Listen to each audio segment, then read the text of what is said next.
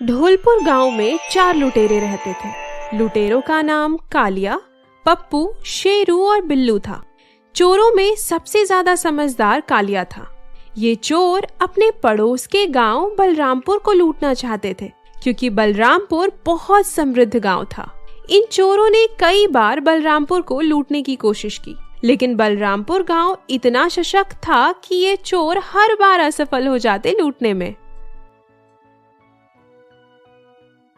भाई, इतनी कोशिश के बावजूद भी बलरामपुर को लूट नहीं पा रहे हैं।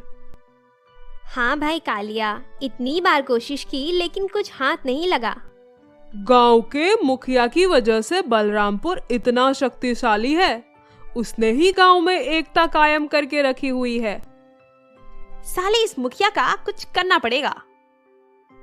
रात बहुत हो गई है, चलो सोने जाते हैं। मैं कल सुबह तक कोई योजना बनाता हूँ।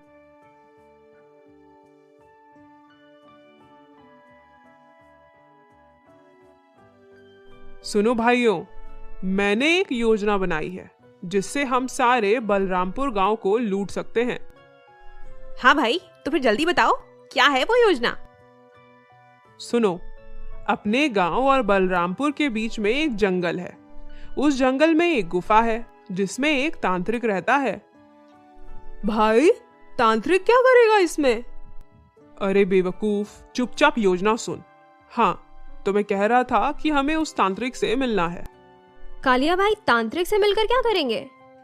हमें तांत्रिक की मदद से बलरामपुर में कुछ दिनों के लिए भूत प्रेत के साए भेजने होंगे, ताकि बलरामपुर वाले अपने गांव छोड़ के कहीं और बस जाएं। अगर बलरामपुर वालों को पता चल गया तो क्या होगा हमारा? बलरामपुर वाले मिल के हमें सूली पे चढ़ा देंगे। अरे पागल, जब तक वो कुछ समझ पाएंगे तब तक हम गांव से सारा माल साफ कर देंगे। और बलरामपुर वालों को बताएगा कौन? हा हा हा हा। बात तो सही है कालिया भाई। चलो तो फिर चलते हैं उस तांत्रिक की गुफा में। भाई, बहुत जल्दी ही हम माला माल हो जाएंगे, पैसा ही पैसा होगा। चारों दोस्त तांत्रिक की गुफा की ओर निकल जाते हैं। गुफा में पहुंचने के बाद वह तांत्रिक कालकुंड से मिलते हैं। कालकुंड की गुफा बहुत ही भयानक थी। कहीं कंकाल पड़े हैं तो कहीं काले जादू का सामान। कालकुंड एक बहुत ही भयानक और निर्दयी तांत्रिक था। वह हमेशा बुरे लोगों का साथ देता था। कालकुंड की वजह से बहुत सारे गांव बर्बाद हो गए थे। धीरे धीरे कालकुंड अपने लिए एक साम्राज्य खड़ा कर रहा था। प्रणाम महाराज, हम चारों मित्र लुटेरे हैं और हमें बलरामपुर को लूटना है। लेकिन बलरामपुर बहुत ही शक्तिशाली है, इस वजह से हम उस गांव को लूटने में सफल नहीं हो पा रहे।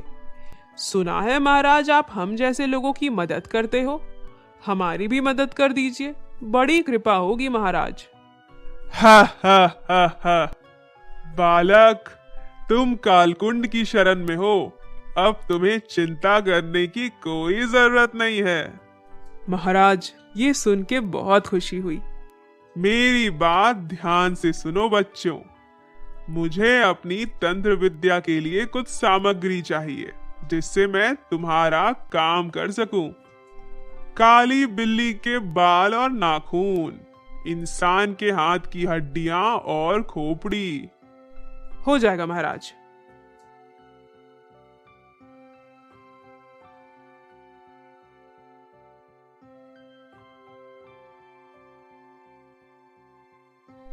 हा हा हा हा।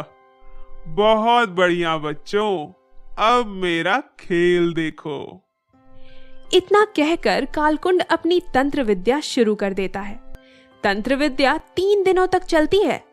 जैसे ही तंत्र विद्या समाप्त होती है, तभी गुफा में बहुत सारी प्रेतात्माएं आ जाती हैं और कालकुंड से कहती हैं, हुक्म दीजिए मालिक, इस बार किसको बर्बाद करना है? हा हा हा हा।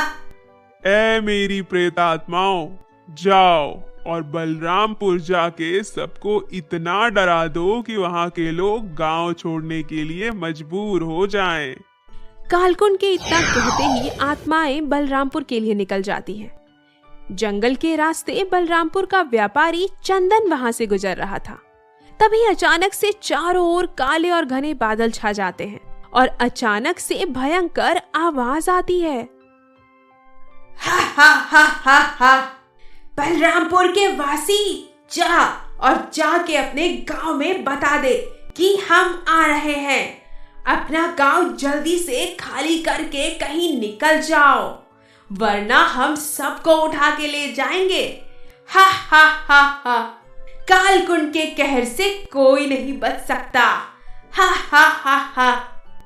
चारों तरफ अंधेरा है, काले काले साए मंडरा रहे हैं। क्या हुआ चंदन, इतने डरे हुए क्यों हो? तुम लोग नहीं जानते, लेकिन काले साए हमारे गांव की तरफ बढ़ रहे हैं। कैसा काला साया चंदन, स्पष्ट बताओ। मैं व्यापार करके वापस लौट रहा था, अपने गांव पहुंचने ही वाला था कि अचानक चारों तरफ अंधेरा हो गया। बहुत सारे काले साए मेरे सर के ऊपर मंडराने लगे। मैं डर के मारे थर-थर कांपने लगा। तभी एक आवाज आई, हा हा हा, जो भी यहाँ आता है बच के नहीं जा पाता है, लेकिन मैं तुझे चिंता छोड़ रहा हूँ। जा अपने गांव वालों को बता दे कि मैं आ रहा हूँ। कालकुंड के प्रकोप से कोई नहीं बच पाएगा। चंदन बलरामपुर गांव का एक व्यापारी था। बलरामपुर गांव बहुत समृद्ध गांव था। गांव वालों को किसी भी चीज की कमी नहीं थी। बलरामपुर गांव इतना समृद्ध और शक्तिशाली था कि वह अपने पड़ोसी गांव की मदद और रक्षा दोनों करता था। बलरामपुर गांव की शक्ति वहां के लोगों की एकता की वजह से थी। बलरामपुर के लोग एकजुट रहने तथा एक दूसरे की मदद में काफी विश्वास करते थे। ये सब गांव के मुखिया करतार सिंह जी की वजह से संभव हो पाया।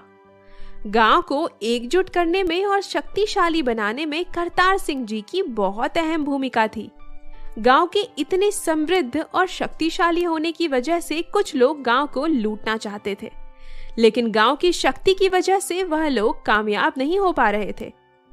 समय निकलता जा रहा था। काले साए गांव की ओर बढ़ रहे थे।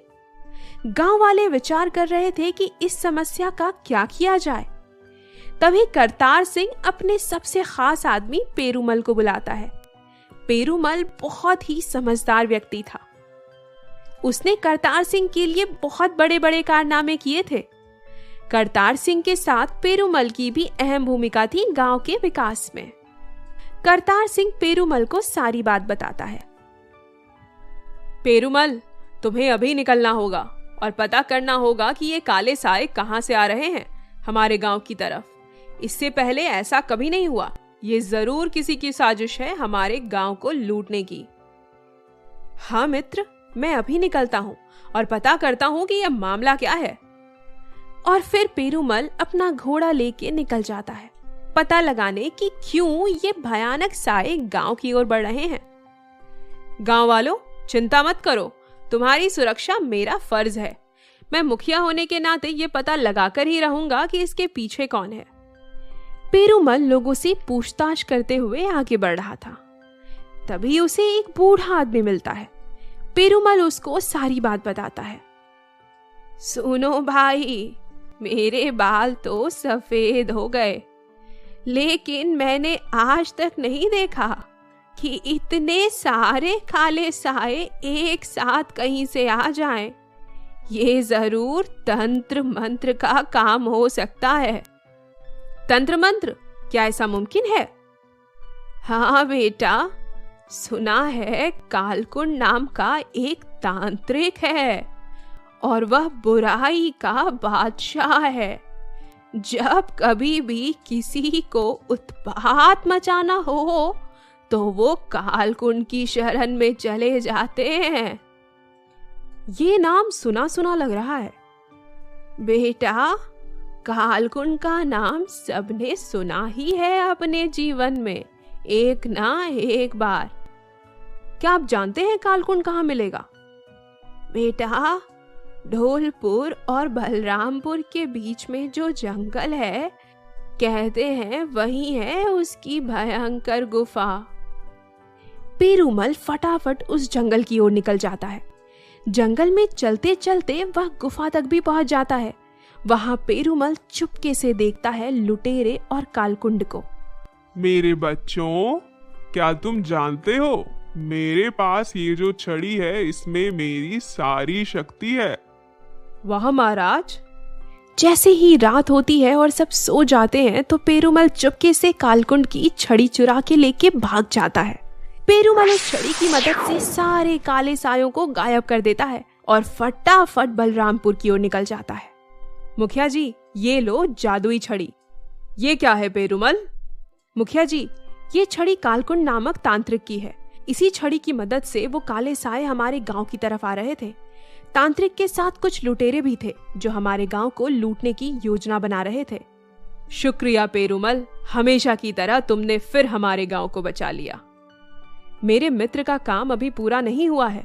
हमें इन लोगों को सबक सिखाना होगा ताकि ये फिर कभी ऐसा ना कर सके किसी और के साथ। तुम ठीक कहते हो मित्र। करतार सिंह और पेरूमल अपने कुछ लोगों को लेके निकल जाते हैं कालकुंड की गुफा की तरफ। अरे, मेरी छड़ी किधर चली गई? तुम लुटेरों ने मुझे ही लूट लिया। मैं तो तुम्हारा ही काम कर रहा था कमीनों। महाराज, भला हम आपकी छड़ी क्यों चुराएंगे?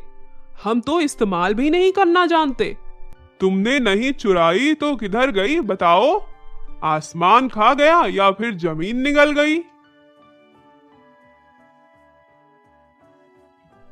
हाँ, अरे बहुत सारे लोग आ रहे हैं लाठियों के साथ। लगता है बलरामपुर वालों को पता चल गया है सच का। अरे भागो! क्यों कालकुंड, इसी छड़ी को ढूंढ रहे हो ना? अरे, ये तुम्हें कैसे मिली? तू अपने संदेह में ही मर। गांव वालों, सबको सबक सिखा दो अपनी लाठियों से।